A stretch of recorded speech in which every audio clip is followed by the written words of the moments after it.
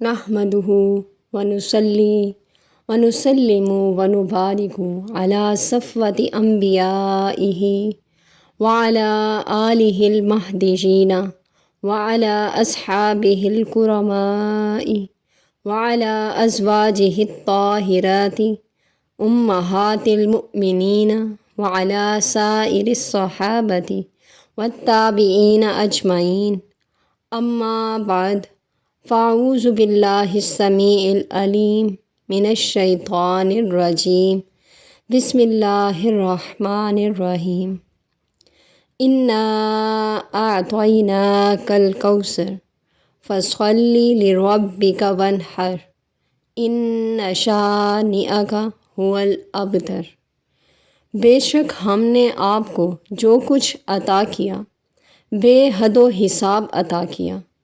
بس آپ نماز پڑھا کریں اپنے رب کے لیے اور قربانی دیں اسی کی خاطر۔ یقیناً آپ کا جو دشمن ہے وہی بے نام و نشاں ہوگا۔ میں نے ابھی قرآن کریم کی ایک مختصر سی صورت آپ کے سامنے تلاوت کرنے کا شرف حاصل کیا ہے، جو عام طور پر اکثر مومنین کو یاد ہے۔ یہ سورہ طیبہ 3 چھوٹی چھوٹی سی آیات پر مشتمل ہے، لیکن ان مختصر الفاظ میں معانی و اسرار کا وہ بے پایدار کنار سمندر موجزن ہے جس کا صحیح طور پر اندازہ لگانا بہت مشکل ہے، کیونکہ اللہ تعالیٰ نے اپنی قدرت کاملہ کا ایک وسیع اور بہت بڑا خزانہ اس صورت میں مخفی کر رکھا ہے۔ اگر اس کو کچھ تھوڑا سا کسی نے سمجھا ہے تو وہ عرب ہیں، کیونکہ یہ ان کی مادری زبان عربی ہے،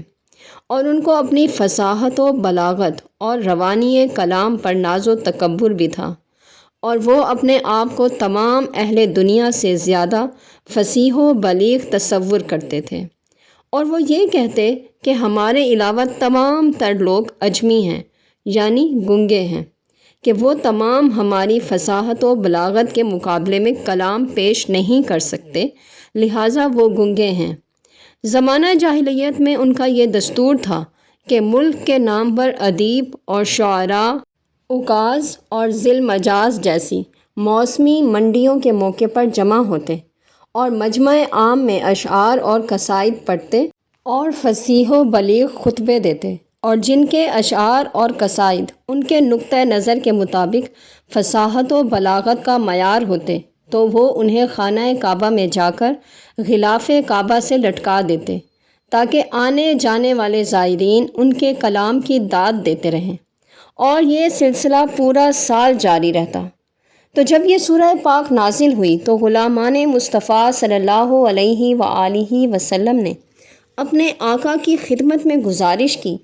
کہ اگر آپ اجازت فرمائیں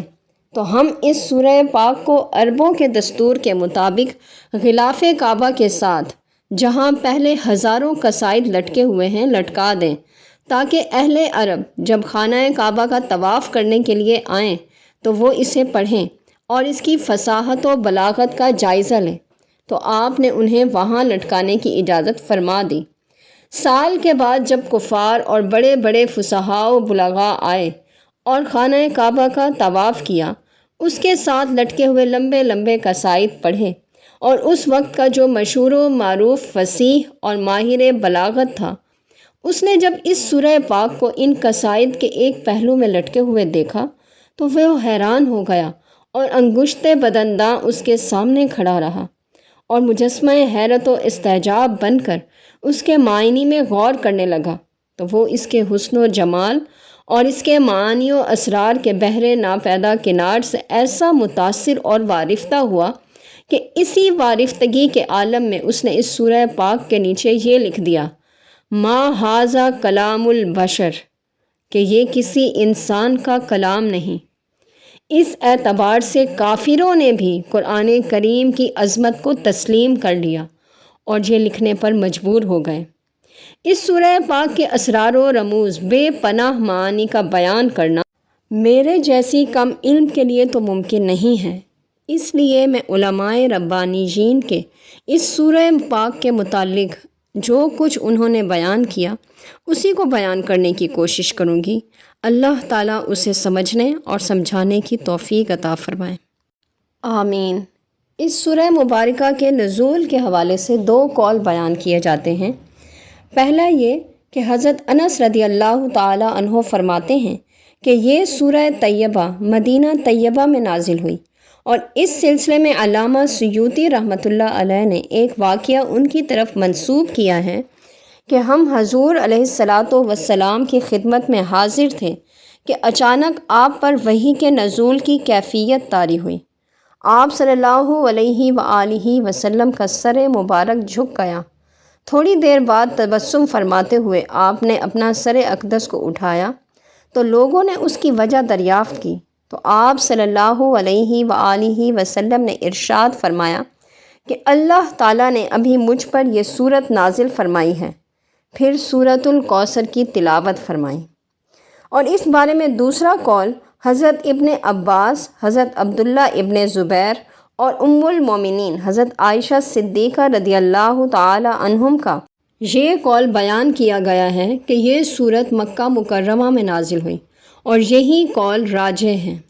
اگر ان دونوں روایتوں کو تطبیق دی جائے تو اس کا مطلب یہ ہوگا کہ بعض صورتیں اپنی اہمیت کے پیش نظر متعدد بار نازل فرمائی گئیں۔ اس لیے ہو سکتا ہے کہ یہ سورہ پاک ایک دفعہ کفار کی گستاخیوں کا جواب دینے کے لیے نازل کی گئی ہو، اور دوسری مرتبہ کسی خاص حکمت کے پیش نظر مدینہ طیبہ میں اس محفل میں نازل کی گئی ہو جس کے بارے میں حضرت انس رضی اللہ تعالی عنہ نے روایت کیا ہے۔ لہٰذا علامہ سیوطی رحمۃ اللہ علیہ لکھتے ہیں کہ اہل تفسیر اور مغازی کے نزدیک اس میں مکہ مکرمہ میں نازل ہونا ہی زیادہ مشہور ہے، اور اس کا انداز بیان بھی مکی صورتوں سے زیادہ مماثلت رکھتا ہے۔ اس سورہ پاک کے شان نزول کے متعلق سیدی و سندی حضور ضیاء الامت رحمۃ اللہ علیہ نے ضیاء القرآن شریف میں اس کے تعارف کے بیان میں لکھا ہے کہ ام المومنین حضرت خدیجۃ الکبریٰ رضی اللہ تعالی عنہا کے بطن مبارک سے حضور پرنور صلی اللہ علیہ وآلہ وسلم کی 4 صاحبزادیاں حضرت زینب، حضرت ام کلثوم، حضرت فاطمہ اور حضرت رقیہ رضی اللہ تعالی عنہن، اور 2 صاحبزادے حضرت قاسم رضی اللہ تعالی عنہ اور حضرت عبداللہ رضی اللہ تعالی عنہ پیدا ہوئے۔ حضرت عبداللہ کا لقب طیب اور طاہر بھی ہیں۔ اعلان نبوت سے پہلے یہاں کے باشندے حضور صلی اللہ علیہ وآلہ وسلم کا بڑا احترام کرتے تھے۔ انہوں نے آپ صلی اللہ علیہ وآلہ وسلم کی ذات سے بڑی حسین توقعات وابستہ کر رکھی تھیں۔ آپ کے سیرت و کردار سے وہ اتنے متاثر تھے کہ آپ کو صادق و امین کہہ کر پکارا کرتے تھے۔ حضور صلی اللہ علیہ وآلہ وسلم نے جب صفا کی پہاڑی پر کھڑے ہو کر قولوا لا الہ الا اللہ تفلحوا کی دعوت دی تو اہل مکہ کے تیور بدل گئے، دلوں میں نفرت، حقارت اور عداوت کے جذبات امڑ آئے۔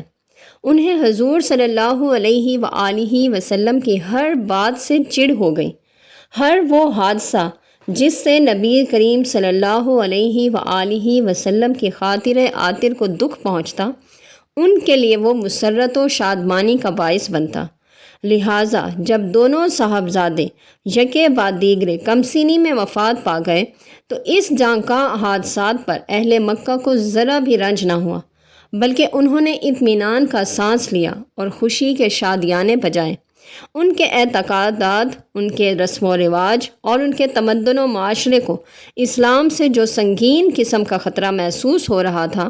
اس کی شدت میں کمی آ گئی۔ انہوں نے یہ کہہ کر اپنے آپ کو بہلانا شروع کر دیا کہ جب ان کی شمع زیست بجھے گی تو ان کا یہ لایا ہوا دین بھی دم توڑ دے گا۔ لڑکا تو کوئی ہے نہیں جو اس سلسلے کو جاری رکھ سکے، اس لیے قریش کے گستاخ حضور علیہ الصلاۃ والسلام کو ابتر، یعنی جس کا کوئی فرزند نہ ہو، کہنے لگے۔ ابو لہب جو آپ صلی اللہ علیہ وآلہ وسلم کے حقیقی چچا تھے، لیکن بغض و عناد کی یہ حالت تھی کہ جب حضور صلی اللہ علیہ وآلہ وسلم کے دوسرے صاحبزادے کا انتقال ہوا تو اس کی خوشی کی حد نہ رہی۔ دوڑتا ہوا مشرکین کے پاس گیا اور ان کو یہ مژدہ جاں فضا سنایا: باطرہ محمد اللیلہ، یعنی آج رات محمد کی نسل منقطع ہو گئی ہے۔ اور اسی طرح کی یاوہ گوئی عاص ابن وائل بھی کیا کرتا تھا۔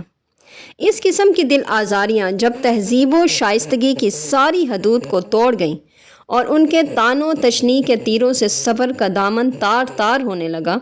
تو اس وقت اللہ سبحانہ و تعالی نے اپنے محبوب بندے اور برگزیدہ رسول پر یہ سورہ مبارکہ نازل فرمائی، جس میں انتہائی مختصر اور از حد مؤثر انداز میں ان بے حد و حساب خیر و برکات کا مژدہ سنایا گیا جن کا اللہ تعالیٰ نے اپنے حبیب صلی اللہ علیہ وآلہ وسلم کو مالک بنا دیا تھا، اور بتا دیا کہ تم جو یہ سمجھتے ہو کہ میرے محبوب کا ذکر مٹ جائے گا، ان کا کوئی نام و نشان باقی نہیں رہے گا، تو سن لو، یہ سراسر غلط ہے۔ میرے پیارے رسول صلی اللہ علیہ وآلہ وسلم کا چشمہ فیض تا ابد جاری رہے گا، دنیا اس سے ہمیشہ ہمیشہ سیراب ہوتی رہے گی، اہل دل اس کی بارگاہ جمال میں اپنے عقیدت و محبت کے رنگین پھول پیش کرتے رہیں گے، ارباب ذوق و شوق بزم عالم کو اس کے ذکر خیر سے آباد رکھیں گے، درود و سلام کی روح پرور صدائیں ہر لحظہ گلشن ہستی کے مژدہ بہار سناتی رہیں گی، جب تک میری کبریائی کا پرچم عرش و فرش پر لہرا رہا ہے، اس وقت تک میرے پیارے رسول صلی اللہ علیہ وآلہ وسلم کا ذکر ہوتا رہے گا، اور یہ شمع جس کو میں نے خود روشن کیا ہے، تند و تیز طوفانوں کے باوجود ہمیشہ نور افشاں رہے گی۔ فنا تو وہ ہوگا، نام و نشان تو اس کا مٹے گا، جڑ تو اس کی کٹے گی جس کے دل میں میرے نبی صلی اللہ علیہ وآلہ وسلم کی عداوت ہوگی۔ اس بارے میں اعلیٰ حضرت رحمۃ اللہ علیہ نے کیا ہی خوب انداز اپنایا اور کہا: مٹ گئے مٹتے ہیں، مٹتے جائیں گے اعداء تیرے، مٹ گئے مٹتے ہیں، مٹ جائیں گے اعداء تیرے، نہ مٹا ہے نہ مٹے گا کبھی چرچا تیرا۔